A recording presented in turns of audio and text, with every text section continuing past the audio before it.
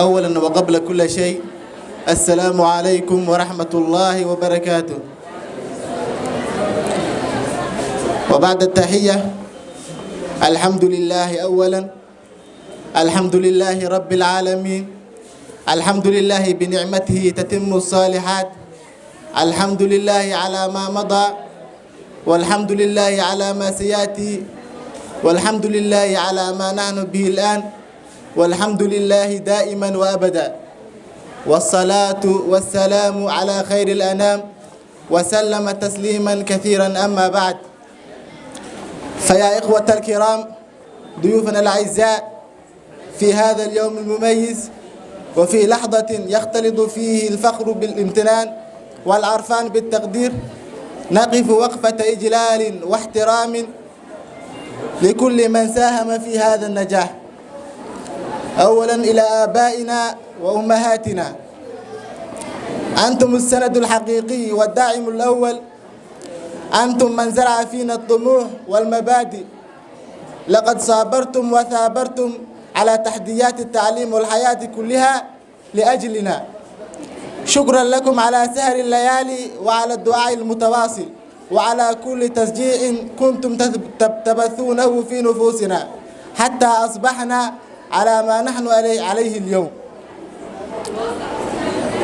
وثانيا إلى مديرنا الفاضل سعد حنتر عمر، سعادة المدير، كلماتنا تفيض بالشكر والتقدير لما قدمت لنا طوال سنوات دراستنا.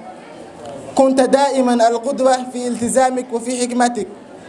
لقد زرعت في نفوسنا روح الاجتهاد، وزرعت فينا الثقة، وفتحت أمامنا أبواب الأمل حتى أصبحنا اليوم نقف على أعتاب مستقبل نطمع فيه لأن نكون كما أردت لنا، طلابا ناجحين ومخلصين ونافعين. فشكرا لك من القلب على كل كلمة طيبة، وعلى كل موقف داعم، وعلى حرصك علينا ومتابعتك الدائمة لكل تفاصيلنا. سيبقى أثرك فينا ما حيينا، وسنظل نذكرك مديرنا الفاضل بكل فخر واعتزاز.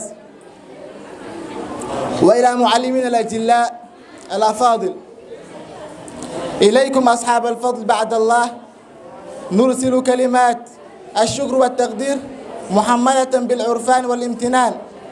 أنتم من حملتم رسالة العلم بكل إخلاص، وسعيتم لصقل عقولنا وغرس القيم النبيلة في نفوسنا.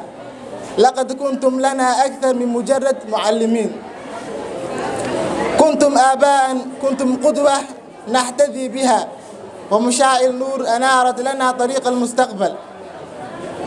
بصبركم، بتوجيهكم، بتشجيعكم الذي كنتم زرعتموه في نفوسنا كل يوم، تعلمنا أن الطموح لا حدود له، وأن النجاح ثمرة تعب وإيمان.